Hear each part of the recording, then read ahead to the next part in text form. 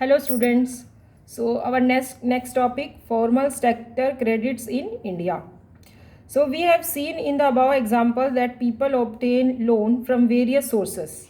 The various types of loans can be conveniently grouped as formal sector loans and informal sector loans.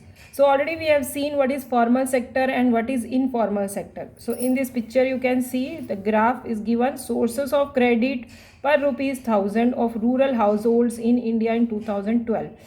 Here it is given of 2012. In your books this year can be vary. This 2012 can be vary. So here we can see money lender 33% people are taking loan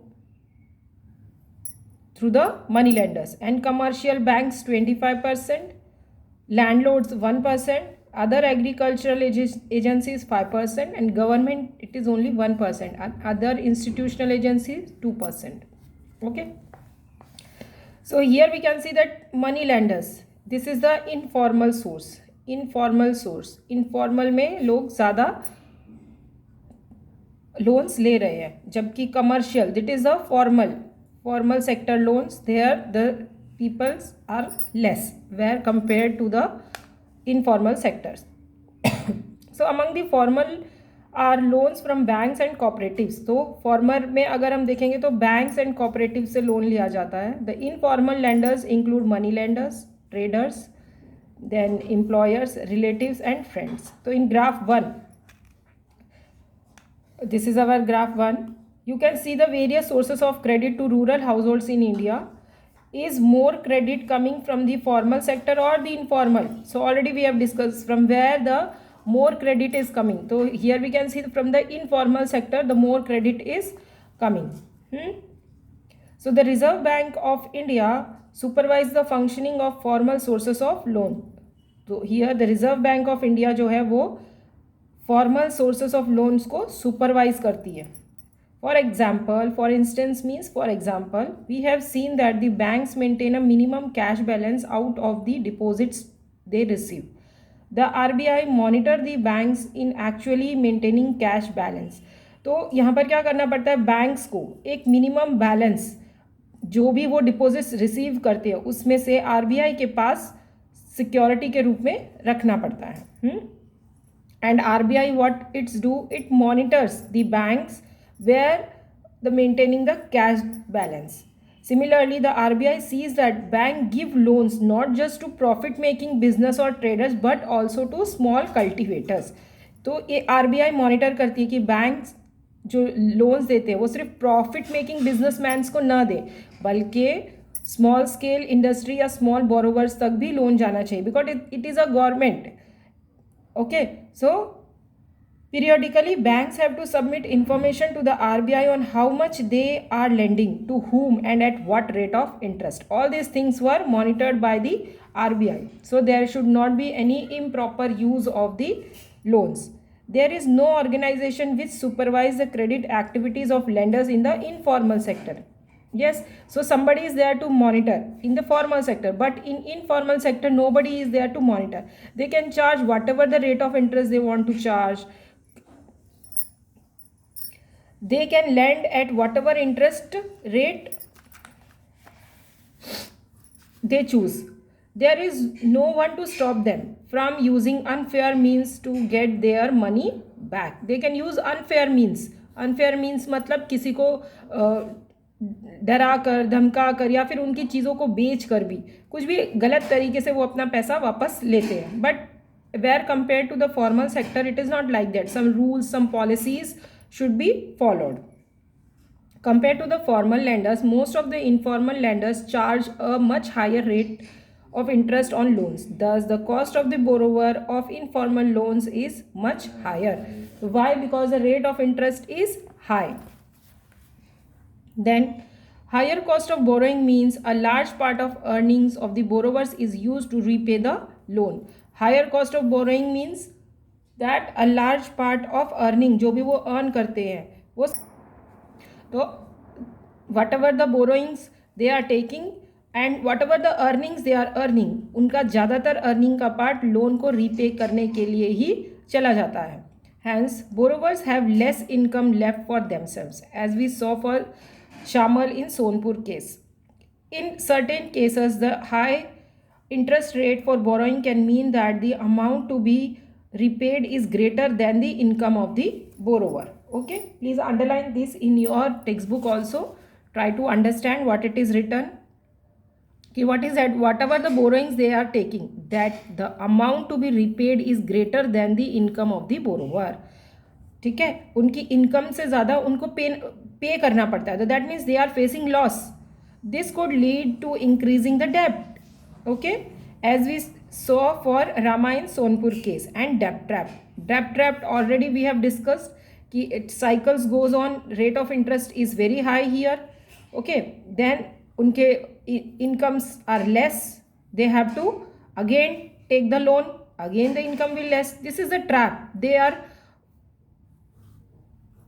are trapped here. This is rate of interest, high rate of interest. Okay, high rate of interest, again less income, again loan taking, and this cycles goes on. Also, people who might wish to start an enterprise by borrowing may not do so because of the high cost of borrowings. They cannot start their another business because of the high cost of the borrowing. For these reasons, banks and cooperative societies need to lend more. So this would lead to higher incomes, and many people could then borrow cheaper for a variety of needs. तो इसी वजह से banks और cooperative societies को ज़्यादा पैसा land करना चाहिए लोगों के लिए, जिससे उनकी इनकम ज़्यादा हो सके और बोरोइंग्स कम हो सके. They could grow crops, do business setup, small scale industries, etc. They could set up new industries for trade in goods. Cheap and affordable credit is crucial for the country's development. तो we should have a cheap and affordable credit. और cheap और affordable credit हमें कहाँ से होगा? From the formal sector, not from the informal sector. Okay. Now, see, formal and informal credit. Who gets what? So in the graph 2, you can see here, this is the graph 2. So in the graph 2 shows the importance of formal and informal sources of credit for people in the urban areas. The people are divided into 4 groups from poor to rich. तो here the formal sector में सबसे ज़्यादा लोग जो होते हैं वो होते हैं अर्बन एरियाज़ के. रूरल एरियाज़ में लोगों को कुछ नॉलेज नहीं होती, उनके पास डॉक्यूमेंटेशन कंप्लीट करने के लिए नहीं होता. They can not fulfil the terms of credit. So that's why they are going to the money lenders और the informal source of credit. तो यहाँ पर हम ये इस ग्राफ में क्या देखेंगे कि the peoples they are segregated in the 4 categories. So what are those 4 categories here? From poor to rich, as shown in the figure, you can see that 85% of the loans taken by poor households in the urban areas are from informal sources. मैंने अभी आपको बताया कि informal sources में documentation की कोई problem नहीं होती है, इसलिए लोग इनफॉर्मल सेक्टर से लोन लेते हैं. Compare this with the rich urban households. What do you find? Only 10% of their loans are from informal sources. See here rich households. तो रिच हाउसहोल्ड्स क्या कर रहे हैं? वो 10% ही इनफॉर्मल से जा रहा है और 90% they are taking from the formal sector. Why? Because they are able to fulfil the documentation fulfil कर पा रहे हैं. But these poor households they don't have their documents, तो they can not, documents are not there.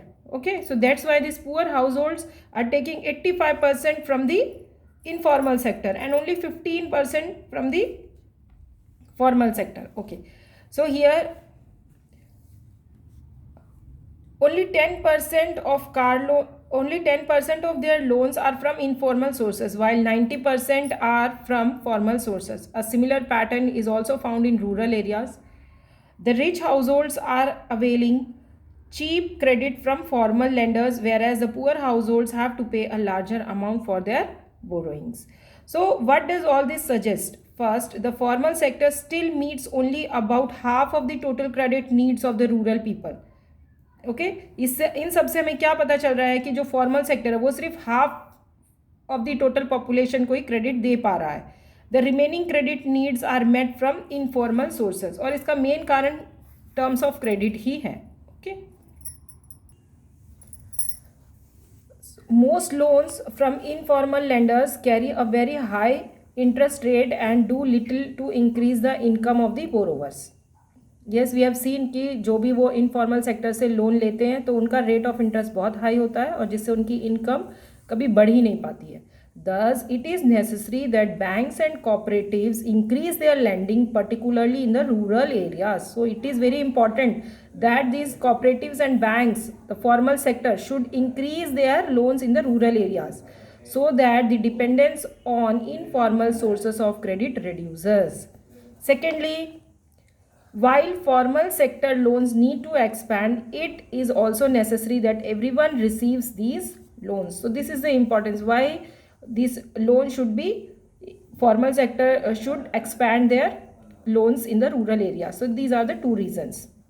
At present, it is the richer households who receives formal credit, whereas the poor have to depend on the informal sources. It is important that the formal credit is distributed more equally so that the poor can benefit from the cheaper loans. But the main problem is here documentation. Okay, see in this picture what it is written here. Do you think a bank will give me a loan? Yes, do you think? It is a question mark. So, no, bank will not provide him a loan because he cannot fulfill the full terms of credit, the documentation, the collateral. He cannot give the collateral. So, what to do? For these such peoples, what happened then? Self-help groups for the poor. These were introduced. Self-help groups. So, what is this self-help groups? So, in the previous section, we have seen that poor households are still dependent on informal sources of the credit. Why is it so? As I told you, because of the terms of credits were not fulfilled. Terms of credit. Terms of credit में क्या क्या आता है हमारा? Interest rate, then collateral and documentation. Okay, these are the terms of credit. So, they are not able to fulfill this. Banks are not present everywhere in rural India. Even when they are present, getting a loan from a bank is much more difficult than taking a loan from informal sources. As we saw for Megha, bank loans require proper documentation and collateral, that is terms of credit. Absence of collateral is one of the major reasons which prevents the poor from getting bank loans. Informal lenders such as money lenders on the other hand know the borrower personally and hence are often willing to give a loan without collateral. So a person in the informal sector, he knows the person and so he doesn't require any collateral or documentation. He just give the loan but with a very high rate of interest. The borrowers can, if necessary, approach the money lender even without repaying the earlier loan. He can go without paying the earlier loan and he can approach the money lender for the another loan. However, the money lender charge very high rate of interest, keep no record of the transaction and harass the poor borrower. So, in recent years, people